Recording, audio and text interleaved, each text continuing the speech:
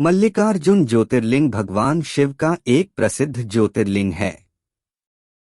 यह ज्योतिर्लिंग आंध्र प्रदेश में कृष्णा नदी के तट पर स्थित है। भारतवर्ष में इस ज्योतिर्लिंग को दक्षिण भारत का कैलाश भी कहा गया है। मान्यताओं के अनुसार इसके दर्शन मात्र से ही सभी लोगों की मनोकामनाएं पूर्ण हो जाती हैं। हिंदू धर्म पुराणों में बताया गया है कि मल्लिका अर्जुन ज्योतिर्लिंग में भगवान शिव और माता पार्वती की संयुक्त रूप से दिव्य ज्योतियां विराजमान हैं।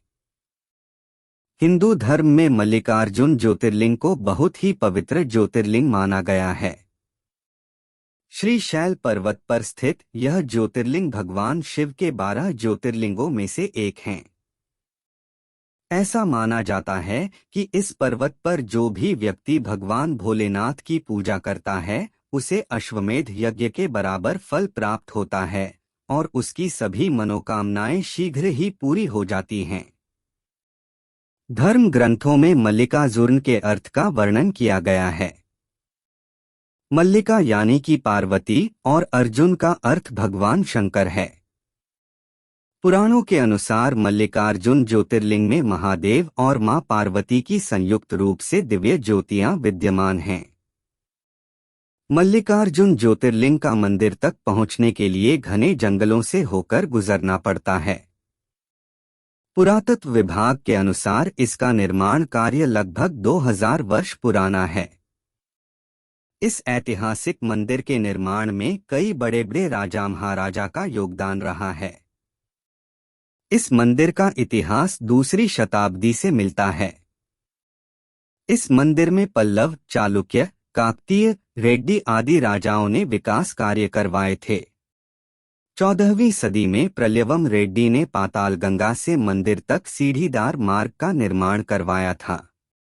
विजयनगर साम्राज्य के राजा हरिहर ने मंदिर के मुख्य मंडपम और दक्षिण गोपुरम का निर्माण करवाया था। 15वीं शताब्दी में कृष्णदेव राय ने राजगोपुरम का निर्माण करवाया था। इसके साथ ही उन्होंने यहाँ एक सुंदर मंडप का भी निर्माण कराया था जिसका शिखर सोने का बना हुआ था। सन 1667 में छत्रपति शिवाजी महाराज ने इस मंदिर के उत्तरी गोपुरम का निर्माण करवाया और उन्होंने मंदिर से थोड़ी ही दूरी पर यात्रियों के लिए एक उत्तम धर्मशाला भी बनवाई थी। मल्लिकार्जुन ज्योतिर्लिंग का इतिहास उस पौराणिक हिंदू कथा से जुड़ा हुआ है जब भगवान शिव के दोनों पुत्र कार्तिकेय और गणेश में इस बात की शर्त लगी कि उनमें से बड़ा कौन है। भगवान कार्तिकेय का मानना था कि वे भगवान गणेश से बड़े हैं, जबकि गणेश जी कहते थे कि वह कार्तिकेय से बड़े हैं। इस बात पर माता पार्वती और भगवान शिव ने कार्तिकेय और गणेश से कहा कि जो भी पृथ्वी की परिक्रमा लगाकर सबसे पहले हमारे पास आ जाएगा वही बड़ा होगा। इस बात को सुनकर कार्तिकेय अपनी सवारी मोर पर बैठकर पृथ्वी की परिक्रमा करने निकल गए। लेकिन चूहे की सवारी करने वाले भगवान गणेश के लिए यह काम मुश्किल था। भगवान गणेश बुद्धि के दाता माने जाते हैं, इसलिए उन्होंने अपनी बुद्धि का उपयोग किया और माता पार्वती और पिता शिव की 7 बार परिक्रमा की। इस तरह उन्हें पृथ्वी की परिक्रमा से प्राप्त होने वाले फल के अधिकारी बन गए। जब कार्तिकेय पृथ्वी की परिक्रमा कर वापस आए तब यह सब देखकर चौंक गए। गुस्से में विशाल पर्वत की ओर चल दिए। कार्तिकी को मनाने के लिए माता पार्वती भी पर्वत पर पहुंची। इसके बाद भगवान शिव ने वहां ज्योतिर्लिंग के रूप में प्रकट होकर अपने दर्शन दिए। तभी से शिव का यह ज्योतिर्लिंग मल्लिकार्जुन ज्योतिर्लिंग के नाम से विख्यात हुआ। मल्लिकार्जुन मंदिर के पीछे कुछ सीढ़ियां चढ़ने पर आदिशक्ति देवी भ्रमरंबा का मंदिर है। 52 शक्तिपीठों में से एक इस पवित्र धाम में सती माता की ग्रीवा, गला या गर्दन गिरी थी। यहाँ इस मंदिर में शक्ति को देवी महालक्ष्मी के रूप पूजा जाता है। माता के दर्शन के साथ गर्भगृह में स्थापित श्रीयंत्र के दर्शन और सिंदूर से उसका पूजन अवश्य करें। प्राचीन काल में अरुणासुर नाम के राक्षस ने संपूर्ण विश्व पर विजय प्राप्त कर ली थी। उसे ब्रह्मा जी से यह वरदान प्राप्त था कि कोई भी 2 पैरों या 4 पैरों वाला जीव उसका वध न कर सके। उस अत्याचारी राक्षस का अंत करने के लिए माँ आदि शक्ति ने भ्रमराम्बिका का रूप धारण कर लिया। भ्रमराम्बा का अर्थ है मधुमक्खियों की माता। उन्होंने असंख्य 6 पैरों वाली मधुमक्खियों को उत्पन्न किया और उन सारी मधुमक्खियों ने कुछ ही क्षणों में अरुणासुर का वध करके उसकी पूरी सेना का भी विध्वंस कर दिया। श्रीशैलम के कुछ दर्शनीय स्थल आप स्वयं घूमने जा सकते हैं। शिखरेश्वर महादेव को छोड़कर बाकी सभी श्रीशैलम के पर्यटक स्थल मुख्य सड़क के आसपास ही स्थित हैं। श्रीशैलम पातालगंगा। श्रीशैलम का प्रमुख पर्यटन स्थल कृष्णा नदी को पाताल गंगा कहा जाता है।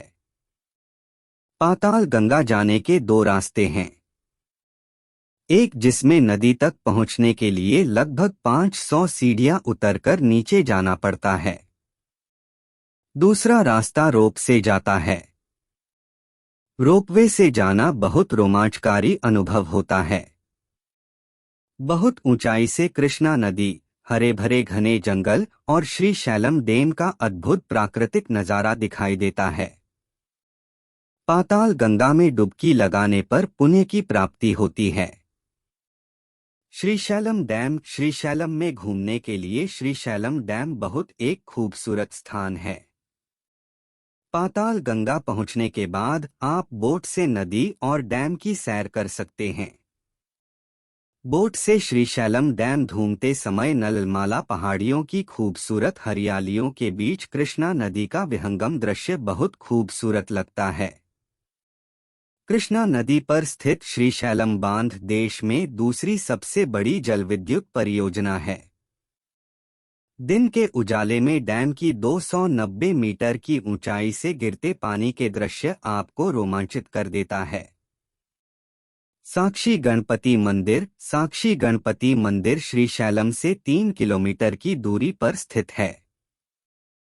श्रीशैलम के धार्मिक स्थलों में से एक साक्षी गणपति मंदिर का दर्शन करना हर भक्त के लिए अनिवार्य है। यदि आप साक्षी गणपति मंदिर नहीं जाते हैं तो आपकी यात्रा पूरी नहीं होती है। भगवान गणेश आपकी यात्रा के साक्षी होते हैं। वे मल्लिकार्जुन ज्योतिर्लिंग की यात्रा करने वाले सभी लोगों का रिकॉर्ड रखते हैं। यह रिकॉर्ड भगवान शिव के पास पहुंचता है। चेंचू लक्ष्मी जनजातीय संग्रहालय। श्रीशैलम के पर्यटन स्थलों में एक चेंचू लक्ष्मी जनजातीय संग्रहालय श्रीशैलम के प्रवेश द्वार के निकट स्थित है। इस संग्रहालय में श्रीशैलम के जंगलों में निवास करने वाले लोगों के जीवन की एक झलक दिखाई देती है। इस संग्रहालय में माता चेंचू लक्ष्मी की मूर्ति भी दर्शनीय है।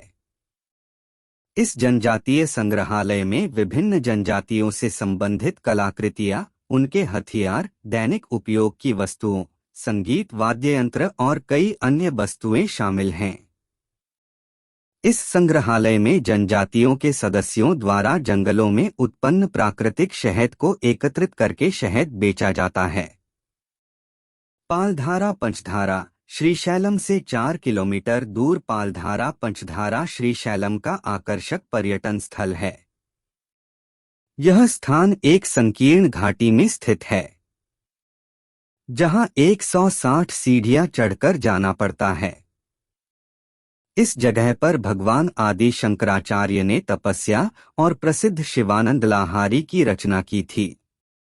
यहाँ पर साल भर पहाड़ियों से जल की धारा निरंतर गिरती रहती है। आगे जाकर यह धारा कृष्णा नदी में सम्मिलित हो जाती है। इस धारा के जल में कई प्रकार के औषधीय गुण हैं, इसलिए कई लोग इसका जल अपनी बीमारियों को ठीक करने के लिए ले जाते हैं। हटकेश्वर मंदिर। श्रीशैलम से 5 किलोमीटर की दूरी पर स्थित हाटकेश्वर मंदिर श्रीशैलम के प्रसिद्ध मंदिरों में एक है। हटका का अर्थ सोना, गोल्ड होता है। इस मंदिर में स्वर्ण का शिवलिंग स्थापित है। इस मंदिर के सामने एक तालाब स्थित है। जिसे हाथकेश्वर तीर्थ कहा जाता है। अक्क महादेवी गुफाएं श्रीशैलम से लगभग 10 किलोमीटर की दूरी पर स्थित अक्क महादेवी गुफाएं श्रीशैलम में देखने लायक स्थल हैं। ये प्राचीन गुफाएं कृष्णा नदी के पास स्थित हैं। अक्क महादेवी भगवान मल्लिकार्जुन स्वामी की भक्त थी। उन्होंने इस गुफाओं में तपस्या की थी, इसलिए इन्हें अक्क महादेवी गुफा कहा जाता है। ये गुफाएं बहुत ही आकर्षक और प्राकृतिक सौंदर्य से भरपूर हैं। मल्लेला तीर्थम जलप्रपात मल्लिकार्जुन ज्योतिर्लिंग से लगभग 58 किलोमीटर की दूरी स्थित मल्लेला तीर्थम जलप्रपात श्रीशैलम का एक खूबसूरत स्थान है। यह अद्भुत झरना नल्लामाला के शांत घने जंगल के बीच स्थित है। घने जंगलों के बीच में स्थित इस झरने तक पहुंचने के लिए 350 कदम नीचे उतरना पड़ता है। यह स्थान प्रकृति प्रेमियों के लिए एक रोमांच से भरा अनुभव है। शिखरेश्वर मंदिर श्रीशैलम की सर्वोच्च चोटी पर स्थित शिखरेश्वर मंदिर श्रीशैलम का लोकप्रिय पर्यटन स्थल है। यह मंदिर सिखाराम के नाम से भी प्रसिद्ध है। सन 1398 में बना यह प्राचीन मंदिर भगवान शंकर को समर्पित है। इस मंदिर से खड़े होकर श्रीशैलम मंदिर और कृष्णा नदी का विहंगम दृश्य दिखाई देता है। यहाँ की मान्यता के अनुसार इस मंदिर में स्थापित नंदी जी के सींगों के मध्य से श्रीशैलम मंदिर के दर्शन करने से जन्म मरण के चक्र से मुक्ति मिल जाती है। श्रीशैलम अभयारण्य श्रीशैलम से 30 किलोमीटर दूर स्थित श्रीशैलम टाइगर रिजर्व में सबसे बड़ा टाइगर रिजर्व। यह श्रीशैलम के प्रसिद्ध स्थानों में से एक है।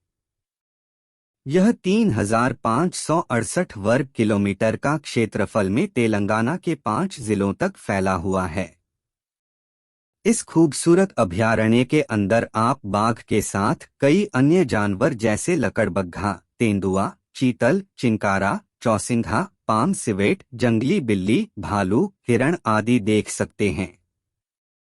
इन वन्य जीवों के अलावा मगरमच्छ, भारतीय अजगर, किंग कोबरा और भारतीय मोर भी यहाँ पाए जाते हैं।